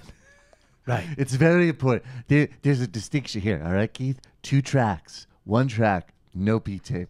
Second track, lots of women. I always say no to those sorts of offers. That's why they offer it so commonly. All right, we got time for one more phone call. You call? Totally think it's real. 100%. Calling from a 401 area code. Who's this? Where are you calling from? Hey, Sam. It's Nathaniel from Providence. Hello, Nathaniel. What's on your mind? It's actually about that Democratic donor guy. Yeah. Who you just showed the video of. Like, what is his deal? It's a good question. Like, I noticed when he started, he looked like he was on the verge of crying. Like, he had that Glenn Beck face. Like, you know the one he does? Yeah. You know when he says, like, I love my country? Yeah. It's all, don't you understand, Nathaniel, that for him, it is about aspiration. He wants other people to aspire to be like him. You mean a baby? He also aspires to have more money and less taxes. If you work hard, you could also have a disgusting neck, have the personal numbers of various politicians that you can harass with your stupid ideas and slogans, and they go on TV and have a victim complex, even though you have the easiest life in the world that's literally imaginable. And that's what the Democratic Party should stand for. Can I just say, no bumps in the road. And I just say, no bumps in the road. No bumps in the road. We're cool as fags. Hey, How about a tax cut? That should be the Democratic plan. Keep it simple. Keep it simple. Tax reform. Keep it simple. Infrastructure. No bumps in the road. Don't diss that. You could run on that in Rhode Island and win. Well, I'll tell you. Yeah, I know. Well, Rhode Island, of course. I mean, I remember. I remember what Route 146 used to be like. Dude, have you listened to the Crime Town podcast about Providence? It's insane. All right, we got to go. Appreciate the call, Nathaniel. Okay. Bye. Okay, thank you. Thanks for the call. All right, folks, sorry. We have no more times for calls. I apologize. A lot of people holding. I understand. Go through some of these IMs. Hugo Ball. Forgive me, Sammy, but it's not in the sticks. Chances the GOP tax plan passes, I think 75%. I think it's going to be... I think the only thing that could mess it up is maybe that Virginia stuff and the sort of the SALT loopholes. They may end up with a 10-year tax thing is would be my guess, but we'll see. Cuckadopoulos, I can't wait for Trump not to step down on Al Jazeera. Question for Ronald Reagan. Do you practice method acting techniques when playing Kaiser Soze? By that, I mean, are you getting wasted and grabbing dudes? Also, Michael needs to up the budget on TMBS by about $1.99. Should have snapped some celery stalks on his intro to imitate Rand Paul's cracking ribs. Oh, good idea. Ooh, Bob Law. good idea. Sam, another statement on corporate tax. Correct me if I've got something wrong. And if employee wages are pre-tax and shareholder dividends are after tax. Shareholder dividends are after tax? That's not my understanding. Then a corporate tax cut really just makes more money available to pay out more in dividends.